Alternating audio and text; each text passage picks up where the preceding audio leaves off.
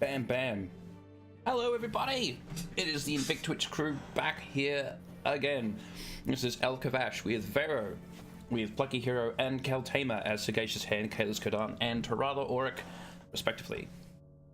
We have a few little things that we need to finish off before bringing the rest of the crew back into the game. So let's get this moving.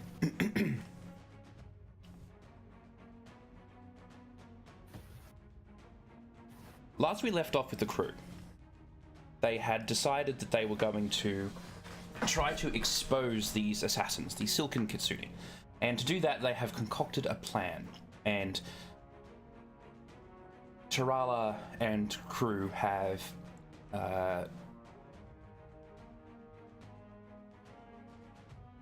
presented themselves in front of King Alexander Marcus and requested his help to deal with this potential threat of additional undead attacks coming. They know that something's happening, and as a master of war, he himself would be best to lead that delegation. After they finish their scheming and their plotting, their strategicness, in the war room, it's time for Sagacious Hand, Kalis, and Tarala, better known right now as Jade Phoenix Soul, to move on. Yes, Plucky? You're muted. I'm muted. I think he's about to say Tarala wanted to do something. I don't want you to move on to Lara scene. Like, you want to do something in that scene, so we can't move on until that's done. Sorry. Yes. Did I bring that up? Yes. Okay, cool.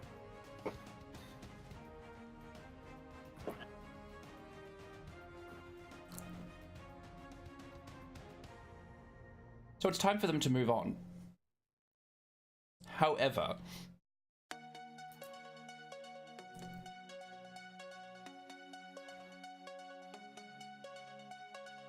okay, you giving me the floor yes, now? Okay. I'm giving you the floor now. Okay, cool. All right, first off, I'm going to introduce a fact, one that's probably pretty easy to introduce, given it's purely based on background, that Tarala's father was noted for, before battles, giving inspirational quotes to troops to fire up their morale. In case of a certain one with a certain Alexander Marcus, that when faced with the mountain, it is the normal men and women that rise up and tell it to move when it comes crashing down.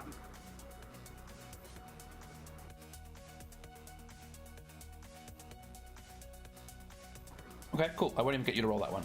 Not an introduced fact. All it's right. just fact. Okay. So, before, like, as the others are getting ready to leave, she steps forward and,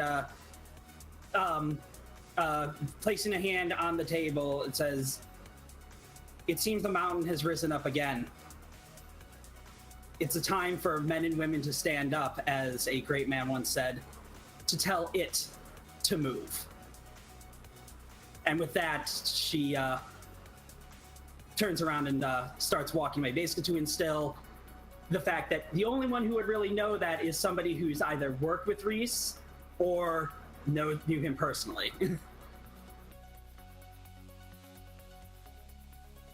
Basically instilling, playing off of his thing to be like, hey, you know what? I'm actually his daughter.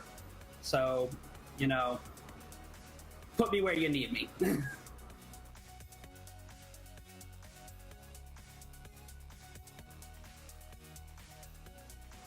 Basically trying to inspire him that Marcus, you know, he does I have am now. my father's daughter.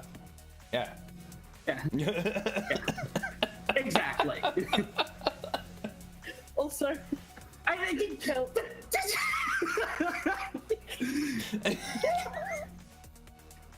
you never just Cannot drop be the dinosaur.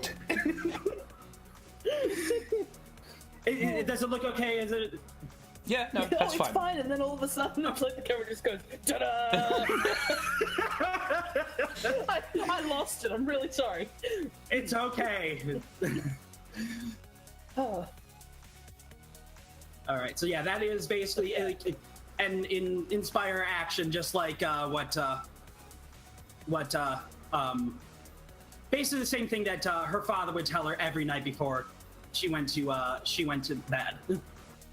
Okay. As well. I'll give you 1 point stun for that. All right, awesome. I'm going to burn 4 personal to add 2 automatic successes and get me the ability to reroll 10s on this. Or not reroll 10s, extra non-charm dice for every 10. Relative appearance to his resolve? His base resolve is 3. Okay, so no bonus dice. Okay, cool.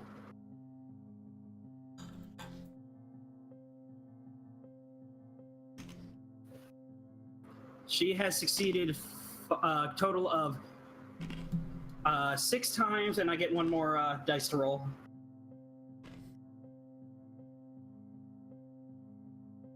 Okay, so yeah, 6 total successes.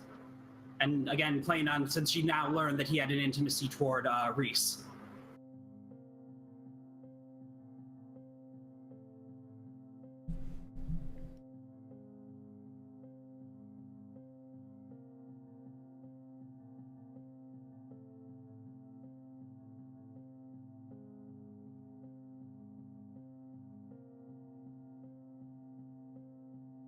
Did I lose some?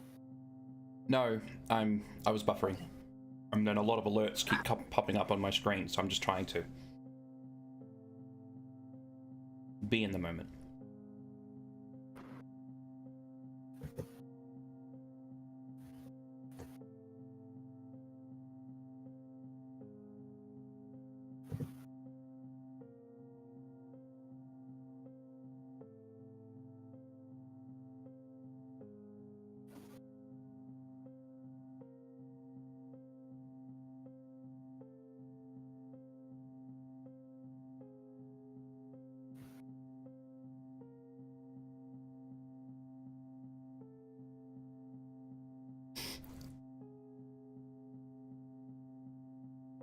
You can tell he's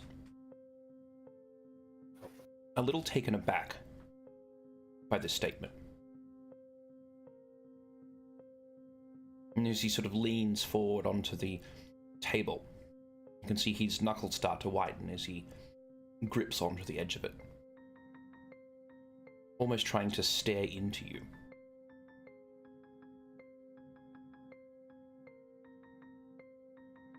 Those sharp, marble blue-grey eyes. See the pupils just tightening to focus into you.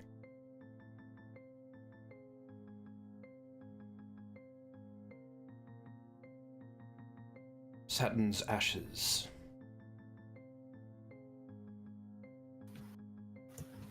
Make equals of all of us.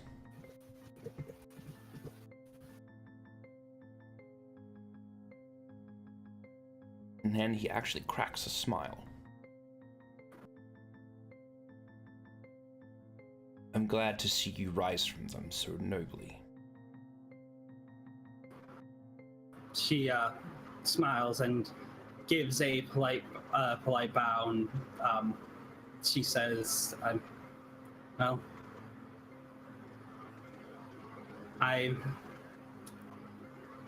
when the time comes, everybody has to rise from whatever ashes they are in. But thank you."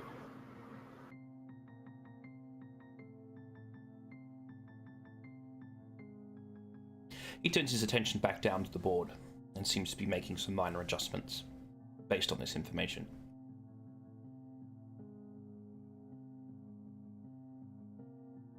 Now, the 3 of you have a plan. Yes.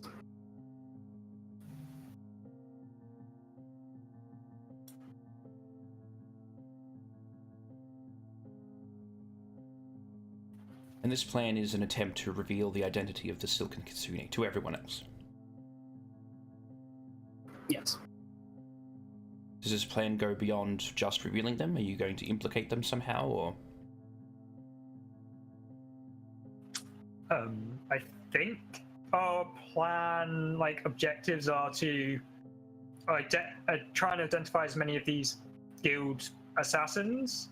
We just lost Faye's video. I don't know if she's still on Sorry, I'm comms. still here. Sorry. Okay. So we can clear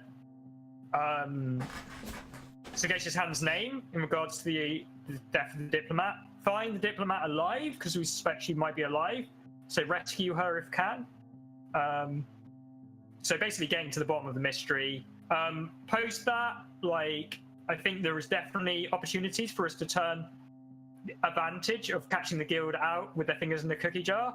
And we could turn that to advantage of our negotiating power in the region or with the guild later on. So there's definitely a window for that, perhaps with the performing traveling show, getting perks and stuff, and convince them to back off and maybe cease their operations in like disrupting Caldor on our own at the very least.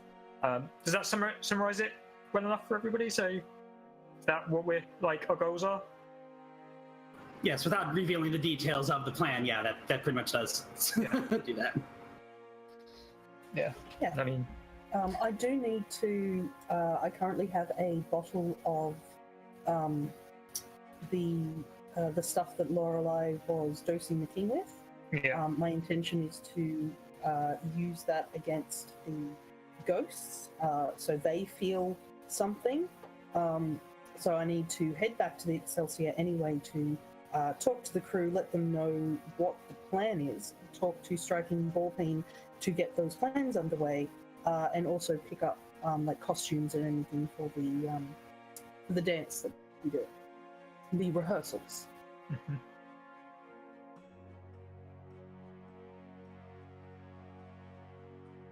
And this dance was due to happen tonight at the Ambulance Excelsior, Yes. outside of the city's walls. So the rehearsal will take place very shortly, as soon as we're ready to do this. So this is happening before tonight's ritual. This is to prepare people for the ritual, so they don't feel left out and feel like we're trying to get an advantage over them. Yeah. So it's going. This is a very somber and specific ritual. It's straight from the Immaculate Texts, just modified for a large amount of people to take part in it. So yeah, rehearsals are needed because this is more of a regional thing and cultural drift. They may not know the dance very well, so that's where using the opportunity of the rehearsals to find the assassin and uncover any information you can. But the dance itself will happen tonight before nightfall, because they might all be falling asleep, to actually honor the dead, because we might have dead visiting us, so it'd be nice to do that.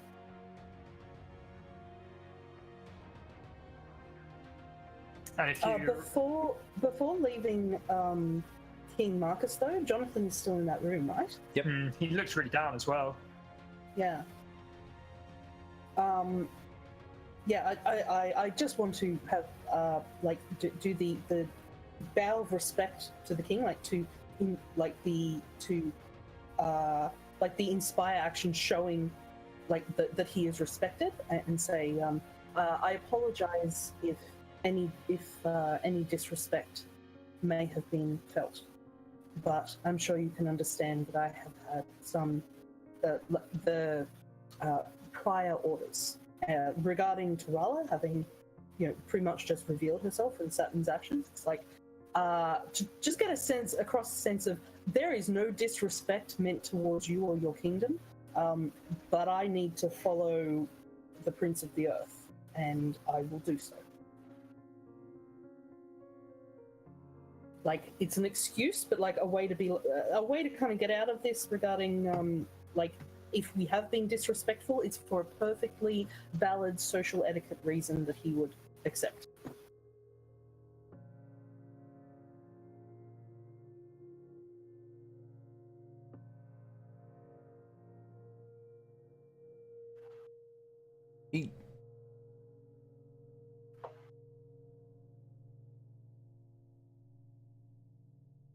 You can tell that he's listened to what you've said and that he's taken it on board. And it's an odd sense of... he's got something to do now. He's not just sitting around the castle waiting for stuff to happen. And so that combination of an apology, of asking for his help, of giving him something to do, seems to pass the matter for him quite quickly, and he sort of... okay, I understand.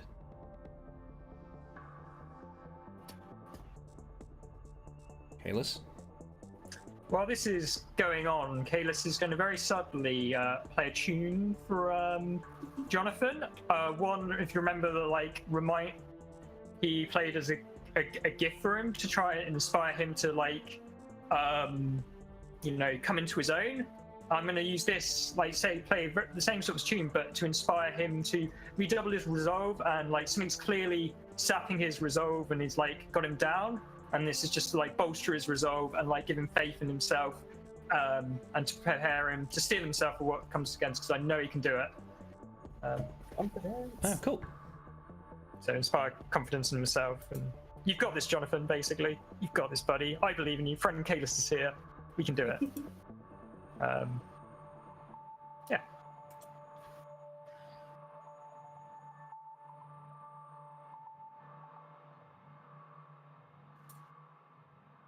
The gremlins have eaten past midnight.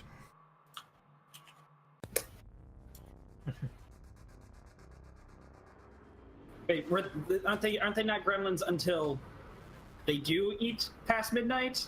Or wait, No, they're always gremlins, and then they eat, and then they're worse. That's right. Yeah. Right. It's getting wet that makes them. No, His, wet duplicates him, and then eating turns him into a gremlin. Right. I haven't seen that movie. What's his base resolve? Sorry, help. 3. 3. Okay. God, I haven't seen that movie since I was 5. I get 6 successes on that. Okay. No moment.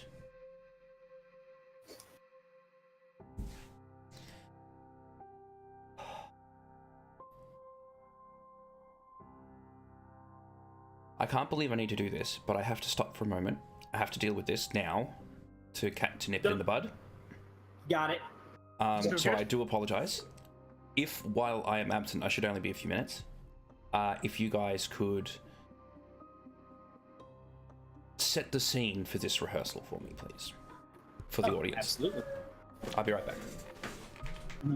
So, what we're going to do, because if it's okay with the others, this scene's going to be split into several, kind of almost 2 parts. There's a part hidden from Kalis, who has no guile whatsoever, and is completely not the great person if you want to hide a plan from people and trap them into webs. So, did you want to sort of tell how the plan from Sagacious hand, hiding as much details as you want or not, and then you can say what, then you can tell them how Kalis would perceive it going. So I'm just a dancer in this, folks. This is all the mastermind, the brilliance, the conjurer of conundrums, the majestic mastermind of Sagacious Hand. So I don't want to steal your thunder on this. This is your Efficacious, ostentatious, outrageous Sagacious Hand. Thunder before the lightning.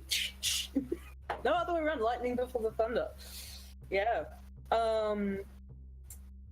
So, the plan is that we are going to... The nobles are already starting to assemble.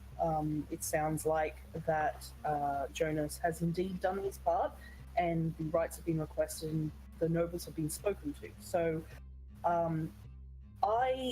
it's going to take an hour for Sagacious Hand to get down to the Excelsior and back. So in that hour's time, Jade Phoenix Soul and Kalis are going to be just rounding up any nobles that have, if they haven't already got the message, the few that do, can also pass it on to the others to make sure that everyone actually attends. Start moving them into the ballroom, Mason, from all the food, the picnic and food that's been brought up by the Excelsior, there's going to be plenty of food, wine. There's some of the Excelsior crew who are moving around in and out, getting everything set up for, rehearsals. The plan, are we discussing the plan or just the setting stuff up? We can set the scene, and I feel like we can, long as the viewers and obviously the storytellers are aware of this plan, we can reveal the facets of it, in maybe an Ocean's-esque way, if you'd like. I feel that it's very much an Ocean's scene, so I think it may be just enough to set the general sort of scene of around it as much as you want. I'm going to trust you on this. Geez. I'm trying my best. I feel like I'm always going to forget details. We have, dear viewers, we have spent a lot of time thinking about this and planning it out a game, and then suddenly I'm on camera. I'm like, oh, we do the thing. So what I can walk you through the Kayla stance thing, because that's just that's pretty not yeah, because we're fantastic dramatics. Yeah, so we take that time, both Tarala and Kalis and Sagacious Hand, going, this is the dance that we're going to do. You guys know it. Yeah. So this dance is the dance of the spider, which is obviously we're going to try and trap these guild assassins or suspected guild assassins in a web of their own making and expose them. So the spider, we're going to wrap people in silken sheets and parcel them up. But this also has a dual meaning, because it meant to represent the funeral shroud, the wrapping of people in the shroud and the death. And obviously once you're catched in the spider's clutches, you're destined, you're dead. You that's the end of your story. But just like life in creation, from death, new life springs forward. And so out of these cocoons will hatch new life. In the spider metaphor, they would be the spiderlings erupting from them, having fed on their meal. But in this, it would be the people changed from this experience of ritualistically going through this performance, the journey of death, and seeing life in fresh eyes now that they've... And the web of fate, remember when we first met with Kalos and the tied up by the strings of fate, and this is symbolic of letting loose from those fetters of life, that you have now left the web of fate. And the silken things were heavily inspired from that scene, but it also connects us to that's where we think we got the assassin's attention from. So it's kind of the story cycle from the beginning of the preparations of the antagonistic with the guild, hopefully to the story now where we've caught them, and then hopefully to resolution as they've been exposed. Hopefully we can move on from there and we can put an end to this chapter. So that's our plan, folks. With unbeknownst to Kalis, but mentioned to Tarala, is that Sagacious Hand plans on capturing one of them in an elaborate way of being able to present to everyone present that at least one of these assassins to be able to draw all of the heat, all of the attention from themselves onto the person that whoever attempts to kill him, because this, regardless of the assassins and everything going on with the dead body, Auric has informed us that there is a guild hit out on Sagacious Hand. I need to make it so that that isn't going to interfere with the rest of our plans. So it has to be big, it has to be bold, so no one else is going to attempt anytime soon, because the heat is on. The eyes are upon Sagacious Hand and everyone else. So the intent is to blame... What Sagacious Hand is going to do is blame Jonas, that Jonas has poisoned him, because everyone believes Jonas to be a murderer, and therefore he has clearly, to everyone else, oh my god, Jonas has tried to poison Sagacious Hand. All eyes go to him and off the assassins, making them think that they aren't being watched, and activating criminal seductive method, vulnerability, So right now is the most irresistible, perfect time that if you want to kill Sagacious Hand, he is injured, he is recovering from poisoning, it's only by sheer luck is he not yet dead, and to try and lure them, like one would a serial killer, in to kill him right now, and take that moment to have them fall into the trap and reveal them to everyone. That not only was it not Sagacious Hand who did these murders, but also don't try and assassinate Sagacious Hand. I'm on to you.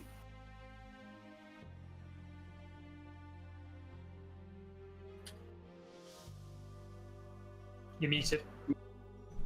Apologies for my quick departure. Are we right to get going? You're fine.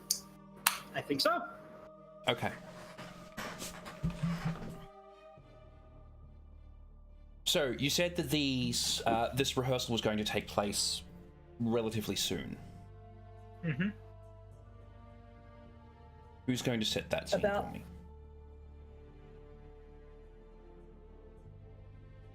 Where are these rehearsals taking place? I do need... Sagacious Hand just needs to go back to the Excelsior and back again, which should take about an hour. I think it's like half an hour from there back. Yeah. As in from the castle, yeah.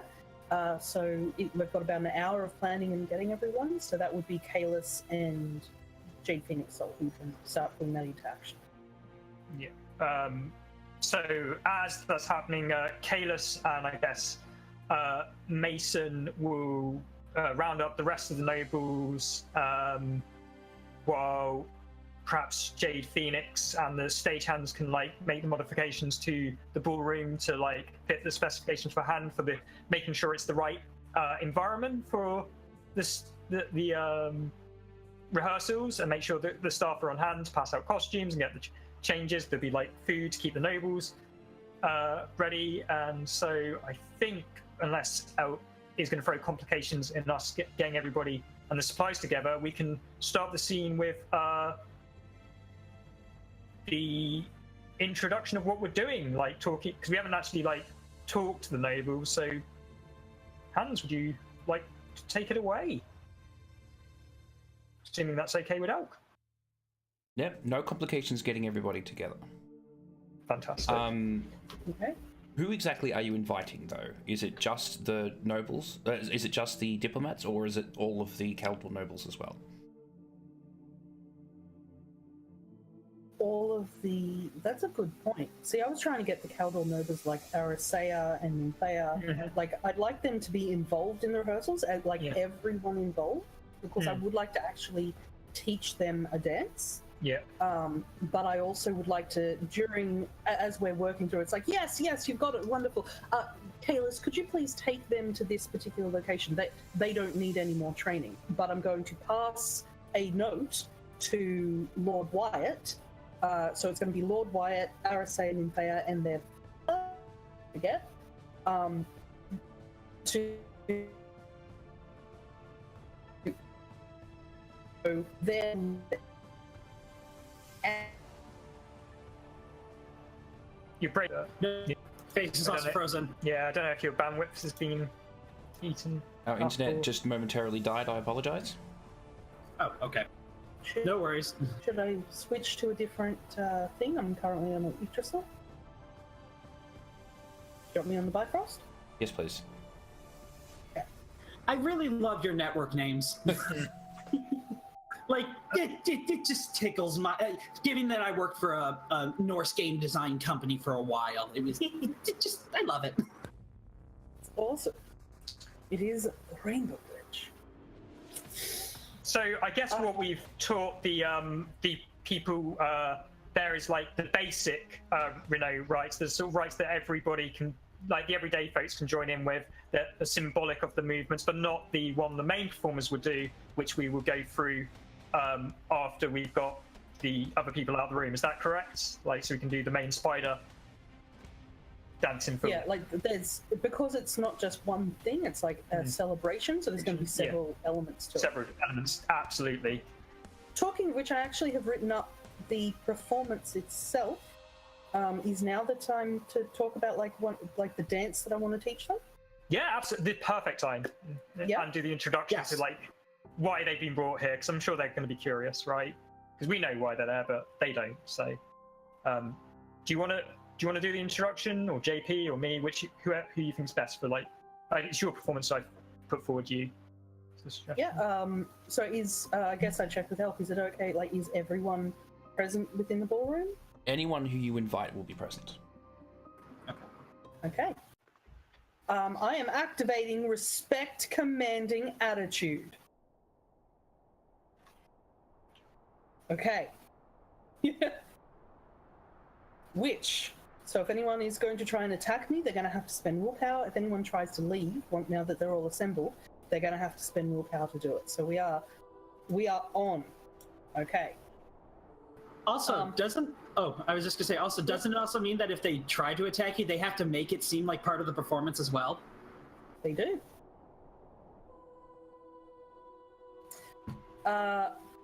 Okay. So when I say Sagacious Hand is teaching a dance about love, there's a lot more layers tied into his year-long research with De Novo regarding the Immaculate Texts and his own core moral beliefs, and how best to express that theatrically. This is an expression of the deceased's life, hopes for the future incarnations, and a promise of unity that the living will aspire to behave and act constructively and beneficially. The goal is, as with the previous performance, to unite all of these neighbours in harmonious virtue. Sagacious Hand has drawn this ritual and psalm straight from the texts in Old Realm, as it is a petition to the dragons and the forces of creation. He doesn't speak or read the language himself, but De Novo, when pressed, speaks at length on it, and Sarah herself has confirmed some of the translation differences between his copy of the Immaculate Text and that of the Old Realm. The movements for the dance twist and turn the body to emulate the box-like nature of the hieroglyphic style of the written Old Realm, which Sarah has said each symbol is an idea, not just a sound. As the human body moves with the dance, as points of the style will lock to indicate the precise glyph being represented, basically freezing from a fast movement and locking in a certain position, holding that position for a short while, and then continuing at the same speed as before. The performance relies on fast and distinctive arm and hand movements, combined with more relaxed hips and legs. The movements are generally large and exaggerated, and often rhythmic and tightly synced with the music. Dancers move counterclockwise in a circle of alternating men and women, with long passages of lightly bouncing basic steps, leavened with the brief get down sections, in which the dancers lower their center of weight and move with intensified strength and quickness. Tying this in with what Plucky Hero was mentioning before, and regarding webs and silk strands, there's going to be people holding these ties of silk. So as they get down, like as they lower their center of gravity, each person's like holding on to a side of this silk and lowering themselves. So it's that working together, so neither will fall because they are each holding each other up. One moment.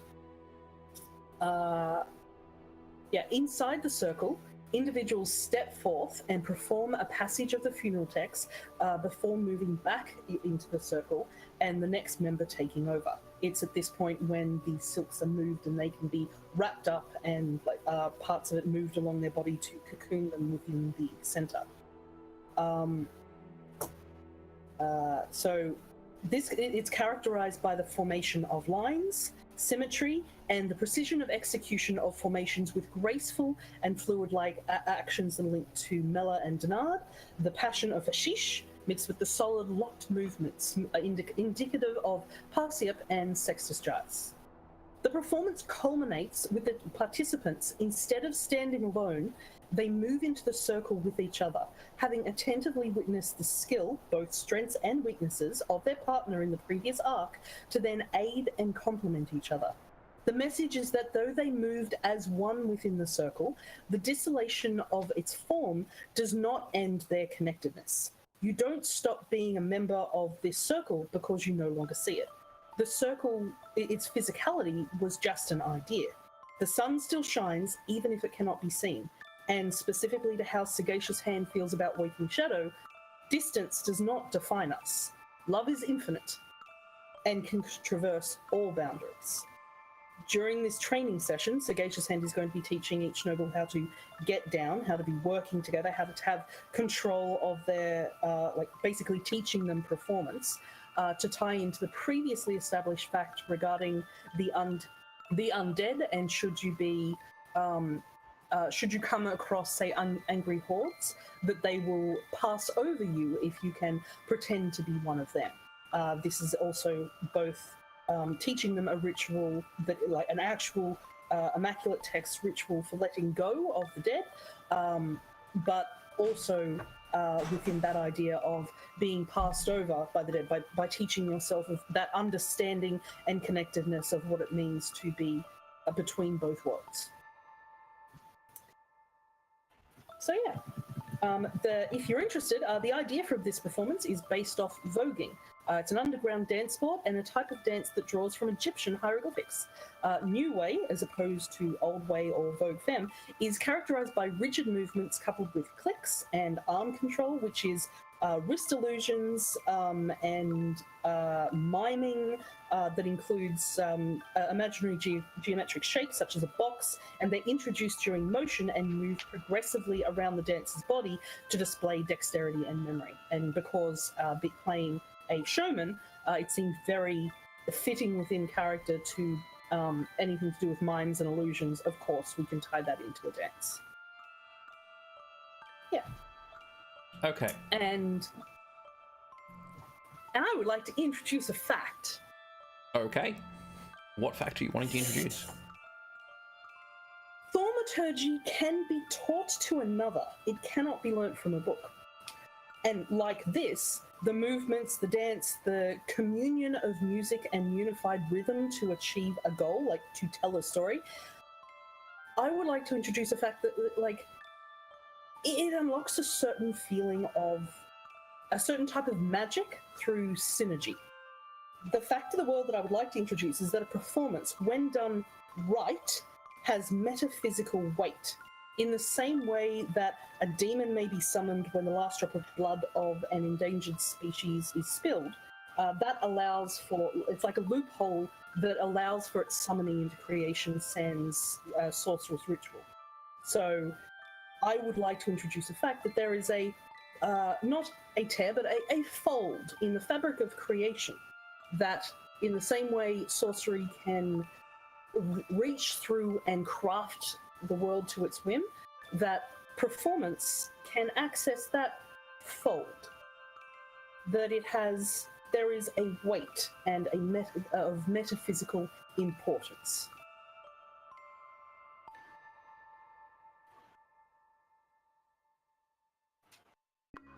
Is that the extent of this fact? Just a general... Yeah, just that performance, when done right, has metaphysical weight.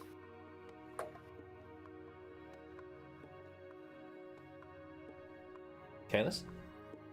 I was just going to add, like, I'm not sure how this edition was, but there was previously a demon, wasn't there, that used dance to invoke the, like, destruction or creation. So it's not a few million miles away from... Actually, yeah, I don't know much about that, so... million miles away from that, so maybe. In previous editions, the demons were all obsessed with performance of some kind, usually dancing. Why not? So I'm just filling time out buffers and, like, adding stuff to the audience. I'll put this in at a 7.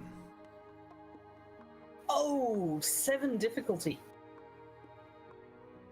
Based on the description of the dance, is there any stunt die for bringing people together in such a way? What is this going to accomplish? One second. Sorry? There is someone at the door. One moment. Actually, Elk, would you mind grabbing it? Sure, one sec. Thanks. Yeah. Folks, what is Sagacious Hand / Faye up to? Mysterious. Metaphysics. This is more like Asher Shasta's territory. What is going on? Like, though that said, will Kalis, even if it has metaphysical weight, will Kalis be able to lift it? Is there a performance so big not even Kalis can? I think if Kalis can't lift or dance a problem, we're in trouble. That's all I'm gonna say. No, but I like that. Is there a performance so big Kalis can't lift it?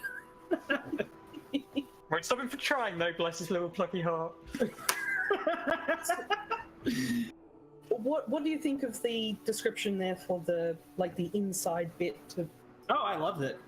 And Plucky here,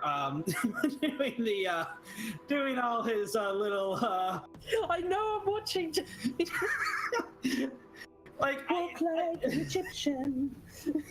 Throughout your whole telling of that, I was acting out scenes and imagery for it. I could see it in my periphery, good. and I loved it. It was so good. I love it. I just wanted to be help the audience visualize it, and shout listening as well, which sometimes I can look a bit blank faced. Look, I had the problem last session. I had resting bitch face. I apologize. Freezing on me, going. My favorite one was the. Yeah, that was like I said, and that was so yesterday. Sorry. Oh, 2 points. Thank you for answering the door, Elkavash, and thank you. 2 points. 2 point stun. Oh god, that gives me some successes. That's what I need. May as well spend that willpower. I'm gonna spend willpower on this to give me an automatic. So there's 3 automatics there. So, this is a performance. Does that give me an extra die by any chance on a 2 roll? point only gives you 1 success and 2 extra dice. Oh, damn. Okay. So 2 extra dice. Could I get an extra dice from a law specialty in performance? Yes. Yes. So that becomes 3 dice. Also, just so you remember, I'm not sure if you've been doing this, but your wound penalties don't subtract from your dice caps. Oh, really? Okay, Yeah. So I didn't know that. So if your dice pool gets reduced to say 3, but it would normally be 7, you can still add 7 dice. Cool. With the I'm going to spend 7 motes from my personal to add dice to this. So 1 moment. Just taking everything into account, so I'm rolling 12 dice. That's including my -4. Let's go. 3, 4, 5 successes is my total. Not enough? How badly do you want to succeed at this? Not that badly. Oh, there's that sinister Alcavash question. I'd also like to point out to the viewers, though, that doesn't mean that large-scale performance or dancings may not influence the gods or beings that may nudge the metaphysics of reality. So where it may not be sorcerous, it may still have impact on creation. I think very few actions Exalted and characters do in the world of Exalted don't have rippling effects. And that's what makes the story so rich. Sorry for that. That was just one of the things I love about Exalted, and I thought I'd share that. There's always stuff going in the background. I was giving me an evil face. I'm sorry, Al. I'm sorry. Yeah, no, I don't want it that badly. So that's okay. You sure? Yeah, I'm sure. Okay.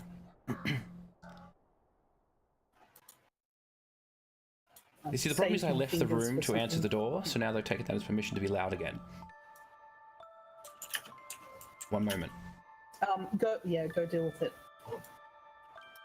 Yeah, we were trying to be very calm last week. It's no, you need the physicality of either mum or dad. It's guys, I know you've just had a whole bunch of sugar. Please chill out. Look, it is school holidays. They are doing pretty well, considering they decided to stay up until 2 a.m. last night. I am surprised they are moving. So, and as I don't know if anyone shared, they watched Ant-Man and have decided that ants are awesome, so they're going to leave some wood bits around for the ants to find and eat. We just found out that we have ants at work, and that's going to be hard to deal with because it's an 100-year-old building. Oh no!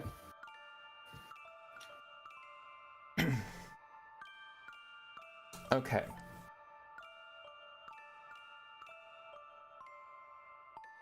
While this dance rehearsal is going on, I would like everyone to make a perception plus socialize roll.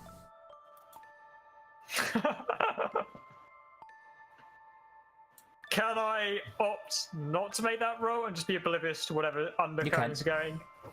Kalis will be oblivious and draw whatever conclusion. I mean, he doesn't really, like, unless somebody tells them how he's feeling, he's not going to pick up on it, really, unless it's, like, really drawn attention to with, like, Elk's fabulous storytelling of Jonathan, where it was clear that he was in a different place, and not even Kalis can miss that.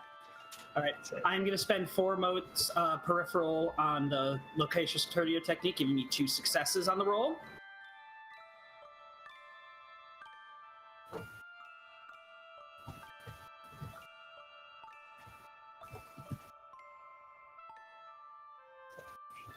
Check and see it. 1 success. Mm-hmm. Go, Kel. You can do it, buddy. Bring it home for us. Oh, yeah! So a total of 7 successes.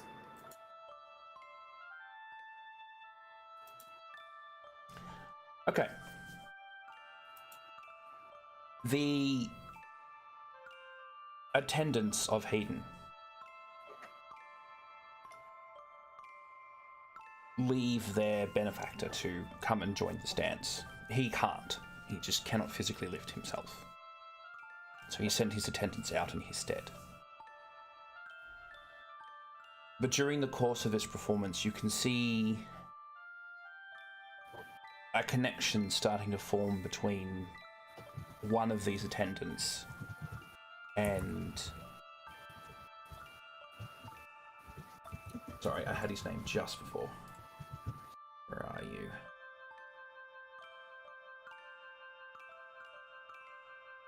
And Lord Carson. Hey!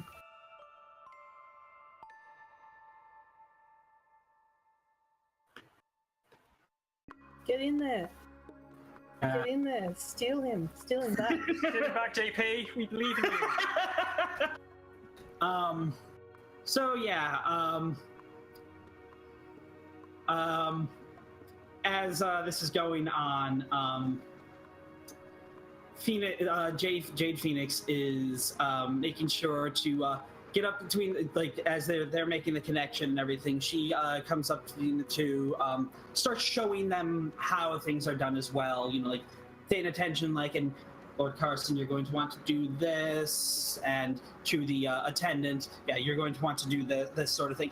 A little bit in between, but you know, like the Exalted equivalent of leave a little room for Jesus. Or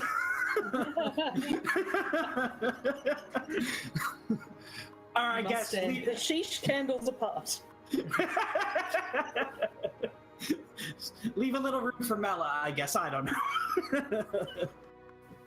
Or leave it. No. Leave a little room for Sexy Giles. Leave a little room for Mela, Ella. Oh. Leave a little room for Mela. But anyway, yes. Hey, let's. I was just gonna say, I like picture in the background, like Kayla's like leaving no room with like certain people, being very hands-on. People like, I just thought that contrast was hilarious. But yeah, and she's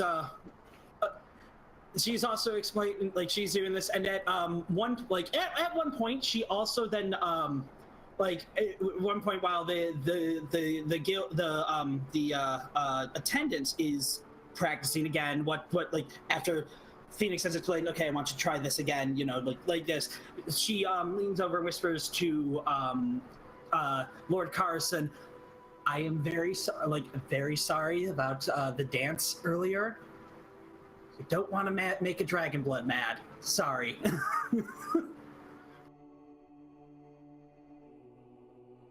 But just a little thing to say, like, no, she noticed and is actually sorry. And if he like tries to read her, no, it's genuine. She's genuinely sorry about that. But Okay, give me an inspire action, please. And I'll give you 1 point stun. Oh.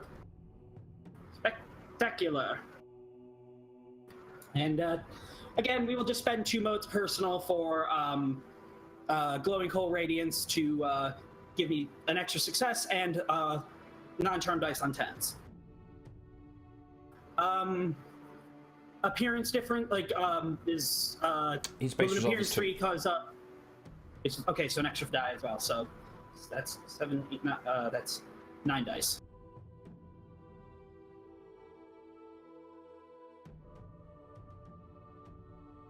Okay, so that is 2 successes.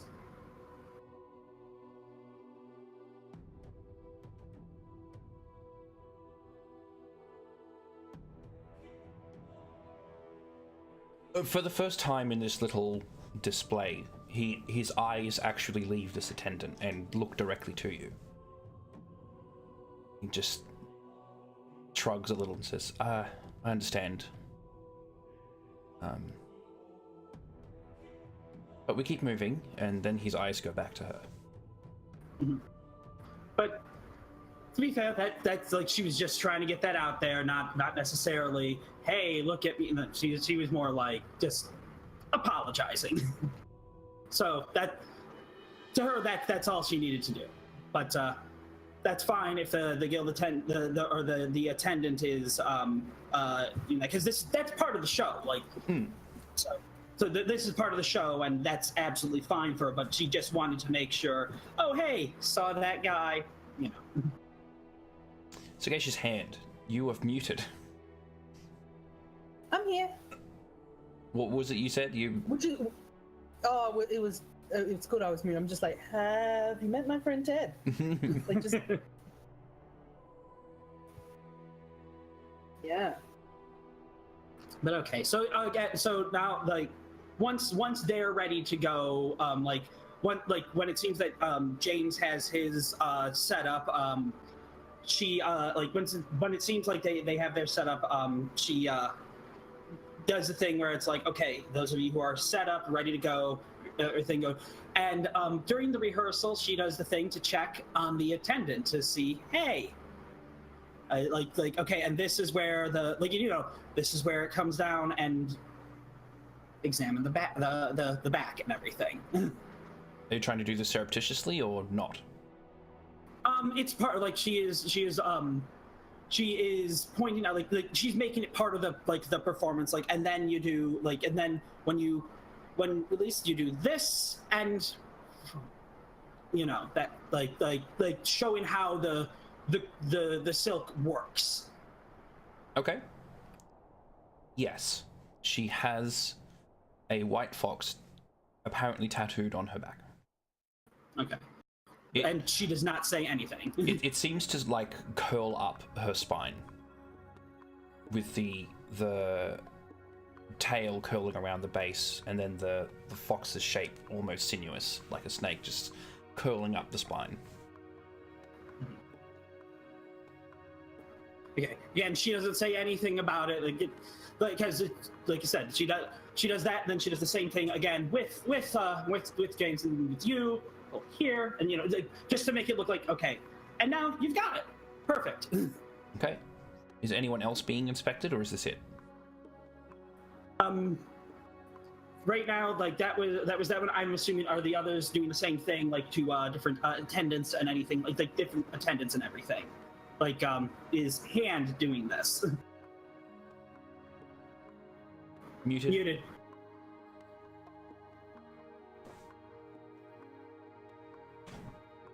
Yes, the to help position them with the gentle hand on the back. Actually, more if you don't mind, back, around them, hand over there. It's okay, now, and this, yep, and this, and no, a little bit looser down in just without touching them, the hands over the hips, just a bit to the side. Oh, perfect. And as it moves, the whoosh, and just to get a glimpse, but then gone. So my hand never actually touched her; it just moved that piece of material. And who are you inspecting? Yes, and my friend. Everyone. I'm just moving to everyone's back, everyone in the room, just to help them position and this and this. Yep, but yeah, not so stiff. It just Yep, perfect. And using that chance to move their clothing if it's in such a way to see it. Because I would like to place the hand on like the lower back to help move. Okay, all of Heaton's attendants have this tattoo on them.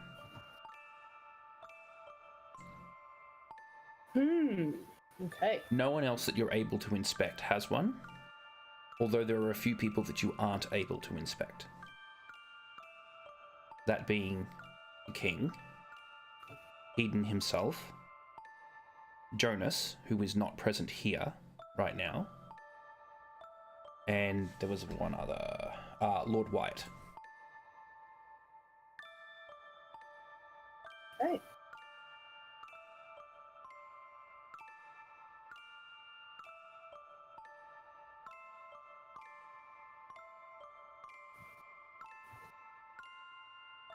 With this information, do you have enough to go on to execute the second part of your plan?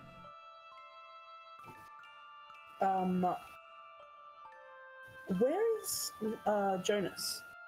Not present.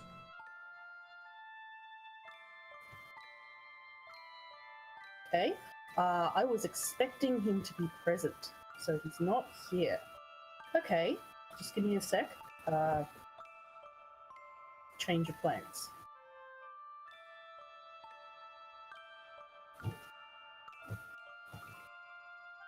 Earth aspects are supposed to be stable boyfriends. That look, hey, look, he's way too stiff. Yeah, be water, my friend. It can flow like a crash. So, look, I am as much on. I will go for the good ship, but he's just. I'm pretty sure we're gonna want to kill each other. I don't. Yeah. Okay. I mean, just remember, he's cut like a diamond. Okay, this is the point when we are pretty sure that Lord Wyatt is on our, not necessarily on our side, but is at least for this kingdom. He's also, he's the guy who turned into a tree. I'm not gonna mess with this guy any just give this guy a bit of a breather. So as moving around and realizing like this is the last person I haven't gotten a chance to, and also Lord Mason, friend Mason said, you know, he's a spy. So I feel relatively confident that if I pass him something, that he's not going to immediately go, "What is this?" and open it and read it in front of everyone. So I am going to slip a note into Lord Wyatt's hand as we're moving, and I'm adjusting, and no, more like this, and to slip the handwritten note there. On this note, it's going to be like please explain this to Kalis, but also for your own benefit. That what we are doing is that we are trying to catch some assassins that I have gotten himself, and I'm about to do this. Himself, Arasair and Nymphaea, and their father. They are like the nobles of Kaldor.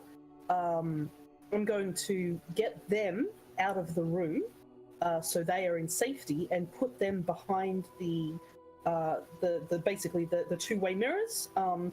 So the room which I am going to be entered into, the sick bay, they are going to be on the other side to be able to see what happens.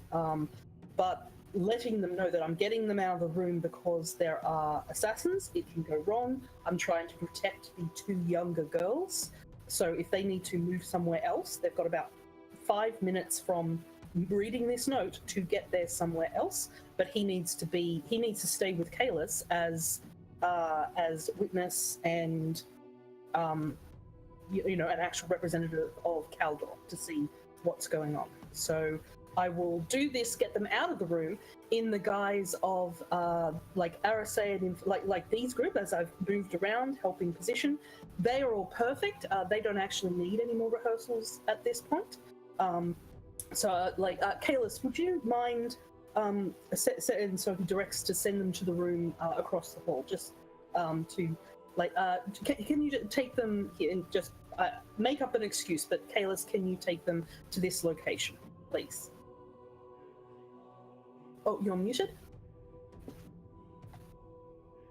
We all suffer. It would be my pleasure, and in fact, I've been meaning to make my apologies to you both for my not attending your ceremonial coming of age. So perhaps I could take this opportunity to apologize. Please follow me, friends. This way. And on like the end of the note for Wyatt to convey to Kalis is, if please stay there and protect them. If I start speaking about the dog, because we were talking about code words before, you'll know the dog is a code word. Either come save me or bar that door so they can't get out of the room. Wasn't the dog a code word for Lorelei? Mm-hmm. Except we don't have a code word. But saying the dog means for Kalis he'd go, yes, code words. Okay. I love your faith in him. So I assume Lord Wyatt is helping with Kalis to shepherd these people off to the room. Yes, he goes up to Lord Idris. Lord Idris, is that what I called him? This Carlson, I think, isn't No, it? sorry, Lord That's all I Alba, know. not... Alba. I got the wrong half of that name. Alba. Arasea Nymphea Alba, yes. Lord Alba, he is not as fit as he once was, and so Lord Wyatt suggests that he sort of takes a repose. Nymphea and Arasea are concerned about their father, and they dote on him. He's like, oh no, I'll be okay, and they're like, no, you need to rest. And this conversation is happening as they start to leave the room. Okay. I'll wait for 5 minutes of continued stuff, once I've left the room, for the message to be passed to Kalis from the Wyatt to himself, and to Tarala. It'd be as I'm have you explained this move, and to sweep you up into the dance in the middle and moving around, and say, now, the dip and the whispering to the ear, as moving up, and the hair brushing past so the lips are obscured from speaking into her ear. We need to check head on, find out if he's complicit. I have I have a charm to protect against poisoning. Be outraged. I've got gesturing to the two guards. It's good luck. Okay. As he steps back, and I actually wrote this down because sagacious hand. Pause for a moment. Go. Okay. Just as you reach the point of no return, Jonas enters the room. Of course he does. Kalis? Oh, I was pausing. You said right. pause, so I was freezing. But also, I'll be while the 5 minutes, I'll be making my apologies for not joining that ceremony. We don't necessarily have to roleplay it unless you wish, but I just wanted to, apologise to them because Kalis was up. If you remember his car hike, he was upset at missing their event. I do remember. Once he found out how important.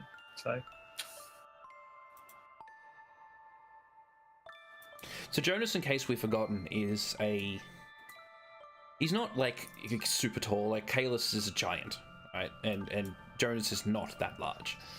But for a regular man, he is on the larger side.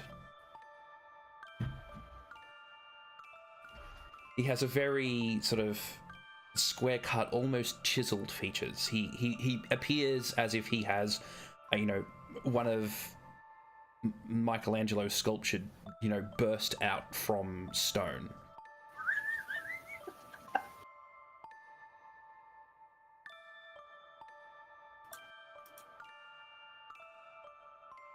He has, long dark hair that is always tied back into a ponytail at the back of his neck. You've always seen him wearing finer clothes. That suit and long-tailed coat.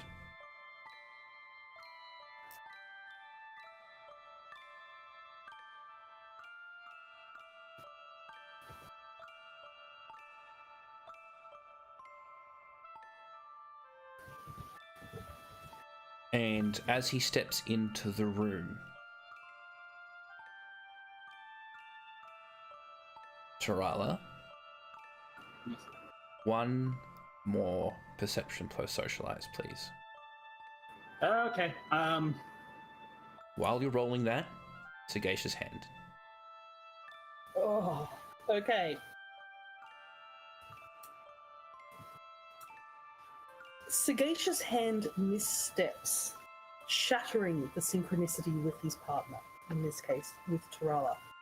He blinks several times as if to try and clear his vision before stepping backwards to grasp onto the nearest tablecloth, the hand on the table. His knuckles turn white and his face betrays his barely concealed terror and pain. In an instant, he retches, a torrent of blood staining the floor and the shoes of any nearby guests as the tablecloth is pulled from the table, its contents smashing dramatically on the floor. The tablecloth lands in scrunched up folds, which precisely conceal the blood as the red liquid starts to slowly and dramatically seep into the covering material to best aid in the misdirection and deception, because it is only thickened mulberry juice.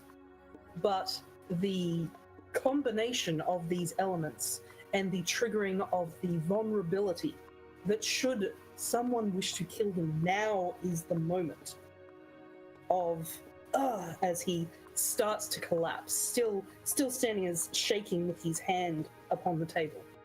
The two of the guards, being Moose and Biggs, start to rush forward to aid.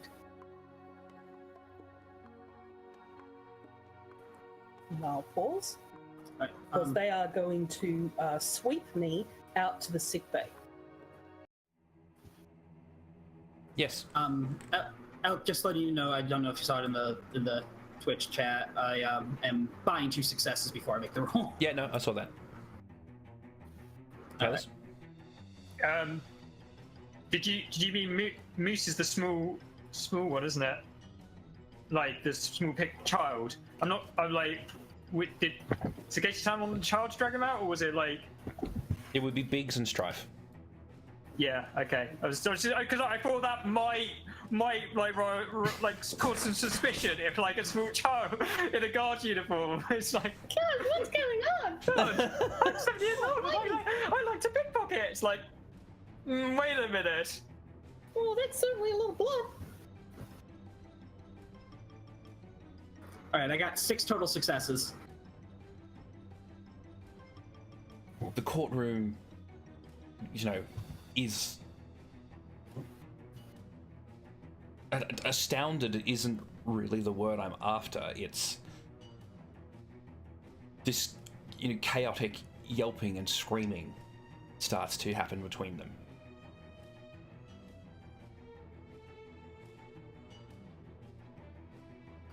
Tarala. She steals a kiss in this moment.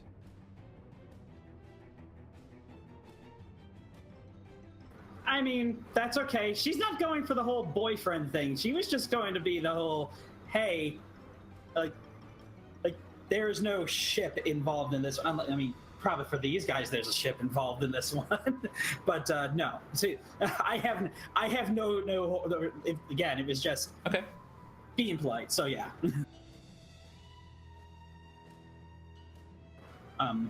So yeah, while this happens, Tarala again, because it's a performance and everything.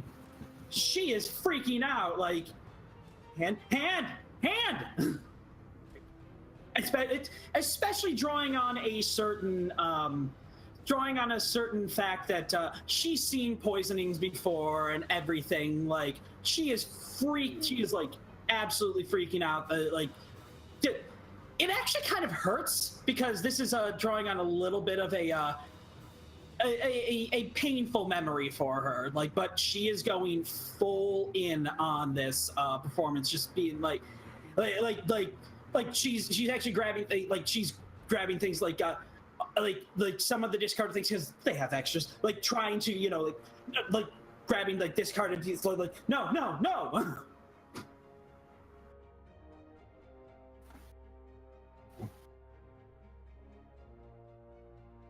Amidst the chaos, Sagacious' hand is removed from the room.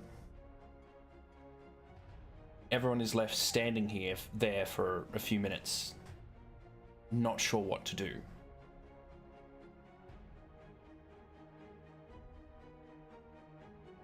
Do you people have any directions for your guests, or are they going to be left to their own devices? So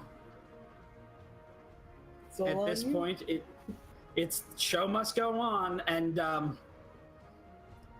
Tarala takes a moment again, trying to because she sees him being taken, like as he's being taken out, like she's just like this bed, like she is like no, like almost like she needs to go with him, but since presumably it was Hand's guards that are doing it, right? The guards that were in question. Yep. The ones that Hand placed. Yep. So I'm assuming they're like, no, we got stay. Like, we'll take him to the sick bay immediately, quickly. Yeah, like she puts on the show, like as the doors close, like they see her. She is like against the door, like head down, before she's like takes like a few deep breaths and turns and like she almost seems to strain and say, let us it looks hard for her, like let us continue and everything. And she is I'm not gonna say William Shatnering because that would be bad hamming it up. But so moved by the events of tonight.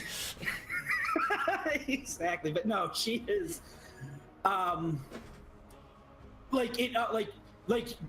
she's like trying to still stressing no, it's important that we continue this. They'll take care of him. Like you can hear, like they almost see it, like she breaks down, but she composes herself. Almost composes herself, like it seems like from this point forward, her performance is actually going to be a little jilted, as it were. Like this is actually affecting her, but she is trying to make it like the show must go on. Makeup may be flaking, the smile. Yeah, like the absolutely false smile, everything. But yeah.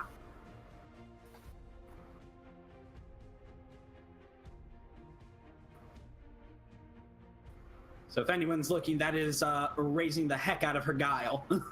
Yeah, it's a whole different thing from talking about, okay, this is a thing that might work, to that trauma you suffered? Yeah, let's bring that back. Right up. Yeah, fresh. There is a little bit like it's what makes it a little bit more real, is because this is actually drawing in onto her. So some of it, even though she knew it was coming, this is still semi-real to her. Like it's that reliving like the worst day of her life.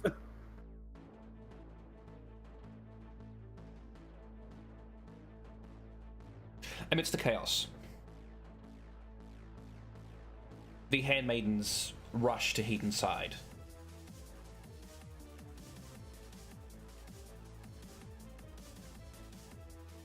There seems to be a bit of a discussion going on between them before they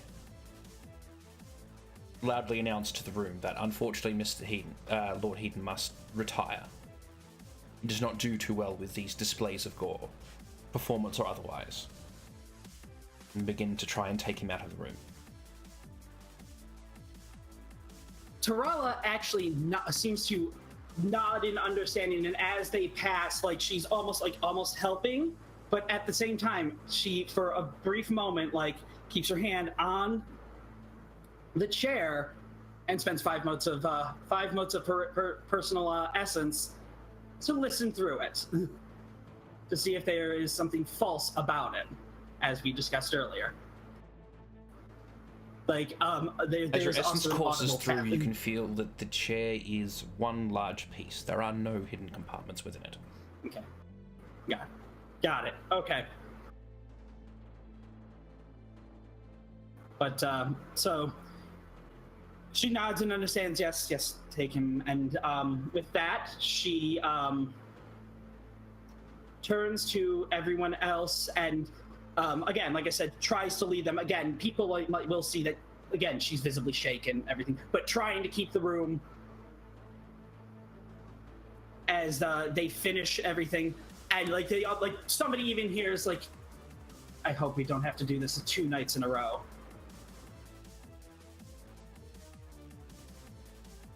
Is this really the time? Jonas speaks out as he strides across the room towards Jade Phoenix Soul.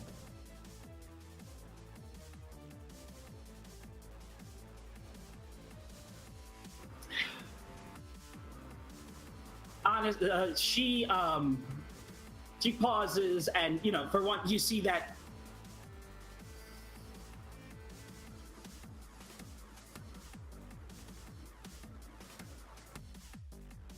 honestly, I am not sure if this is the time for anything, though. This sort of boisterous, I mean, like, she is actually like just like she seems like angry at him, like almost like angry, and actually a little bit like, and like she just starts rattling off things before finally, and where were you when we were getting this set up? As she glares into him, as if to say, after all, we've all heard about a little incident back in your home.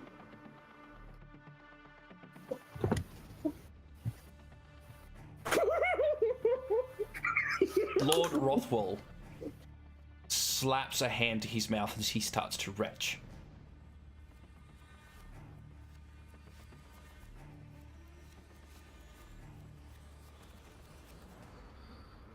That's not a plan. No, and so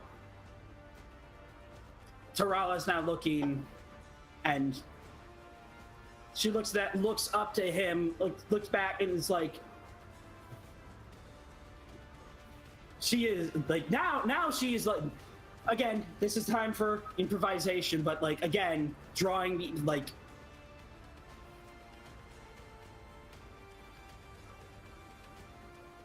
and she rushes over to like try and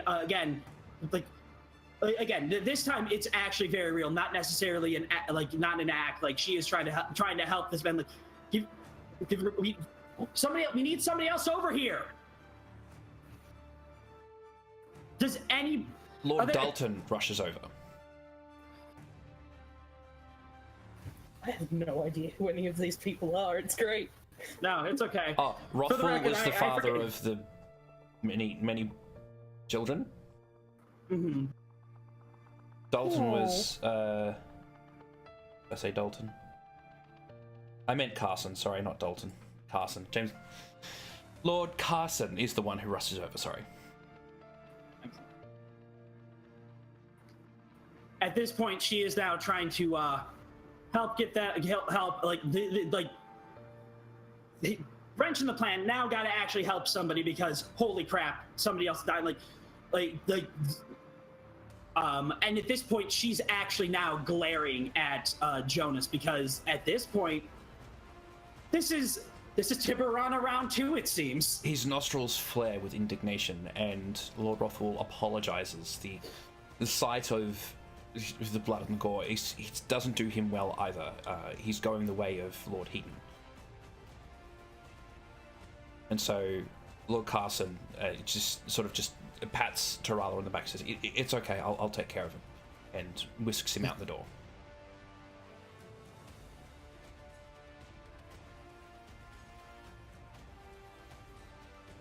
Now, does anybody else start retching? No? Okay. Is anybody going to start retching them like a couple minutes later? No.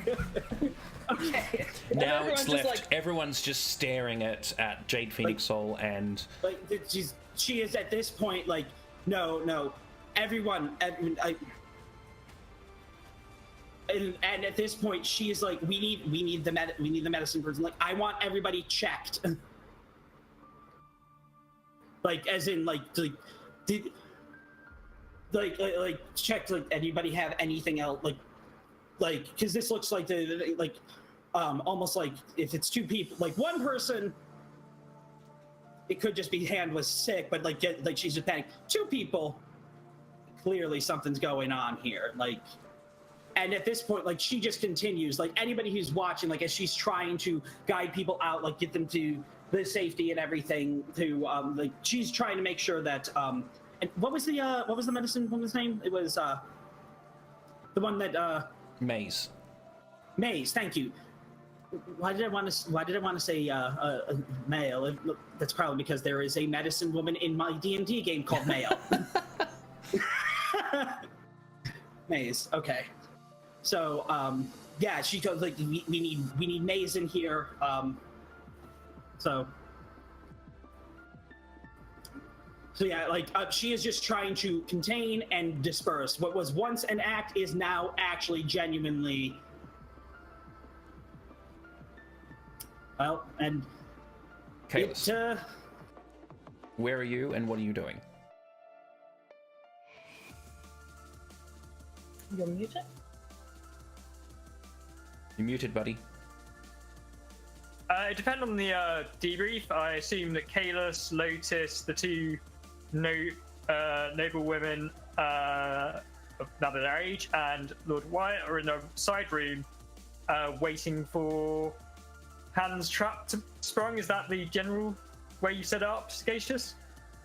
Yeah, I have 2 single beds that have been pushed against each other to look like a one large one. I'm going to be laying upon the bed using graceful crane stance so as not to actually disturb anything there, with the super tightly wound tapestries and silks that go up to the ceiling that look like just the normal like 4-poster bed things that, should it be disturbed, is going to snap like a Venus flytrap and wind up whoever is going to hopefully in close range, attempt to kill me. If they don't come to close range, I'm going to be laying there inspiring to them to do so. The door creaks open. Oh. Just so you know, while this is happening, at one point, like once things are over here, she is going to do wind carry words to each of them individually. And it was which lord that was because we had some name mix-ups. Which lord was the one that just retched? Is retching? Rothwell was the one that was retching. Okay. The one with lots of children. Yep. Yes. Yeah, I just need to make sure the name, because we went through like 4 names. I'm like, wait.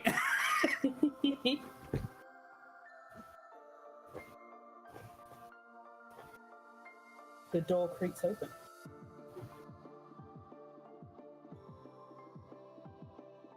A few moments pass. Oh, sorry. I moan, moan dramatically, like, you know, Doctor, is that you? The door clicks shut.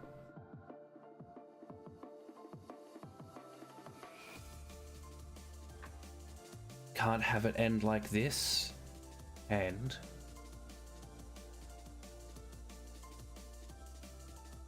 the voice is somehow familiar yet unfamiliar.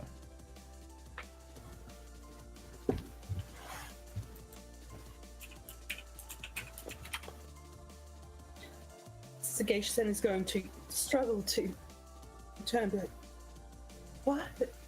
Who's there? You can hear the clip of boots on the wooden floor as they approach you.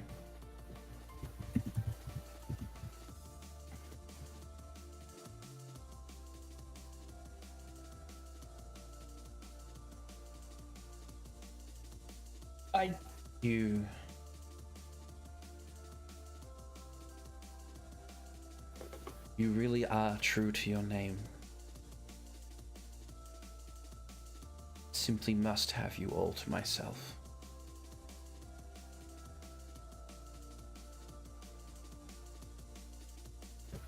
There's a rush of air, and you can feel a presence above you.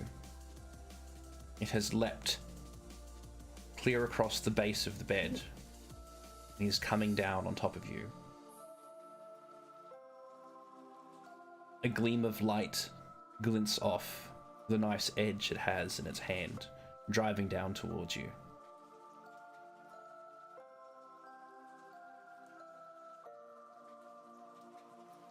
Do I recognize the person who's coming down on me? It's too dark. Jesus. I wait, like, I'm going to... Fearlessness brings strength. I'm going to steel myself to the exact moment to then release myself down. So when she hits where I would have been, her weight will go...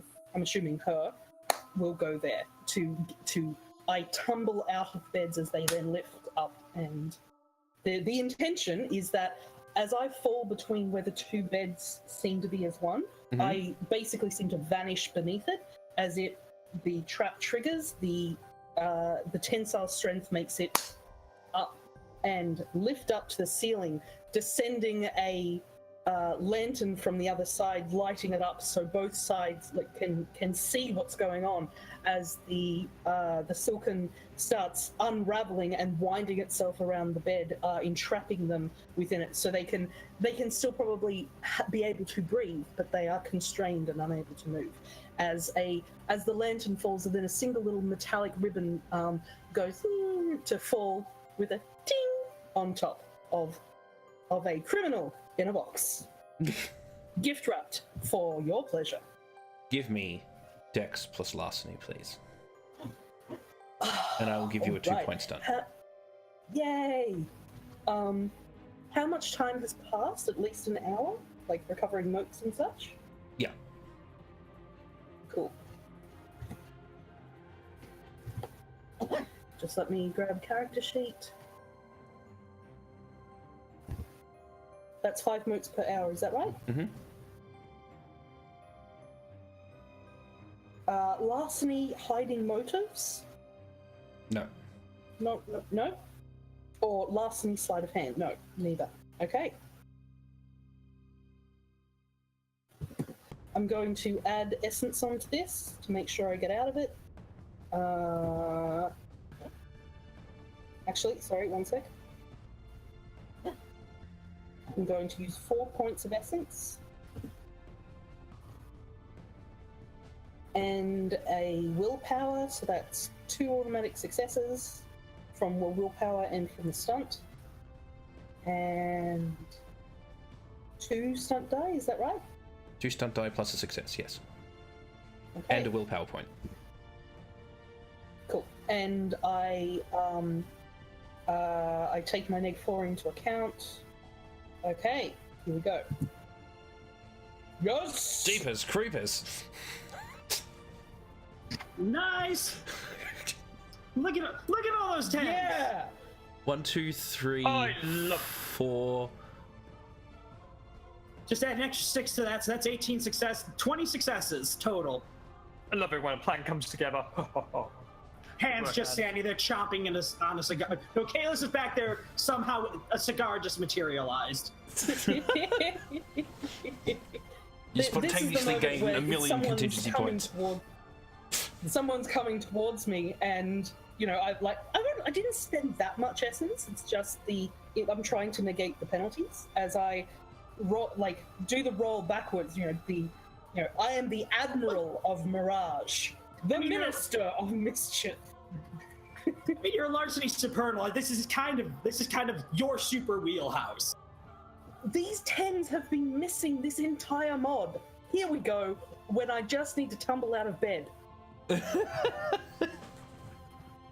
Whether it's to spring a trap or with your latest conquest. Okay. With our last few minutes before the break, Sagacious Hand, please describe this trap and how you reveal the person within it. The lights going on the room, the people in the other room being able to see this through the two-way mirror thing. Give that to me. As Sagacious Hand has rolled out, like the tumbling backwards out of it, the tensile strength of the ribbons and the lowering of the lanterns has pulled them all up and starts wrapping it around as the assailant within struggles to break free and manages only to get a head and a hand out. As the ribbons start, the knife being pinned against the side, the other hand just struggles to the side. As Sagacious Hand moves towards the door, like, you know, the Shogun of Shenanigans, the Emperor of Illusion and illustrious escapes. You underestimated everyone. And then he clicks his heel against the door to have the door swing open, so those in the next room can see what's going on here, to reveal to everyone that the gift-wrapped assailant, her knife still in her hand here. I'm assuming her. I don't know who this is. Hence my... So are they, like, their face is not in this trap, or, like, that's what I'm missing there? They're able to breathe, so they're, like, as they've tried to, like, dive and escape, like, they've been... Their body is crushed. You can see their face, and their hands have been pulled and tied with the blade that they were going to use here. Okay.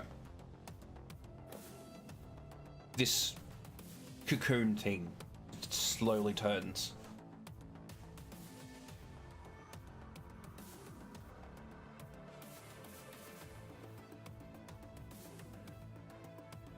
And the person trapped within begins to laugh, almost cackle, in delight and amusement.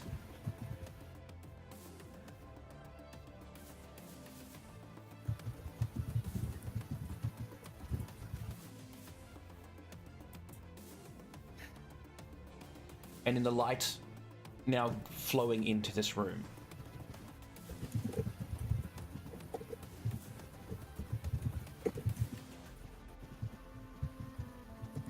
Lord Carson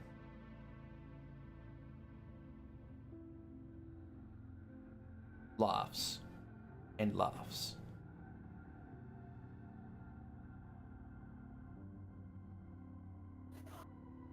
What a pretty game you've played. And then he bites down hard on his tongue.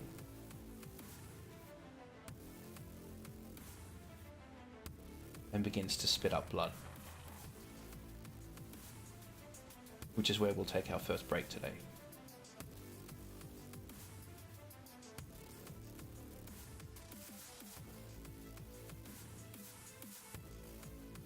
Thank you very much for watching, people. Thank you very much for playing my players. We will be returning from this break with the rest of our crew. We'll be finding out what the aftermath of this little performance will bring, and what the Underworld team will be walking into on Creation's Next Dawn. We'll see you in about 10-15 minutes.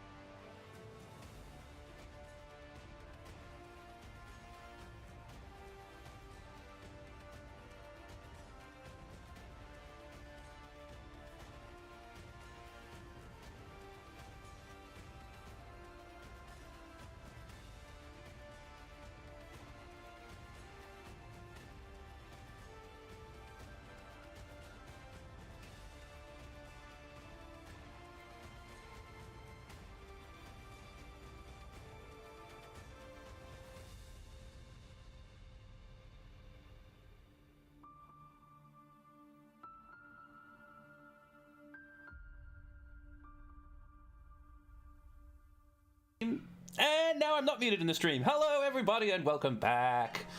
As you can see, we have almost our full crew complement going into this today.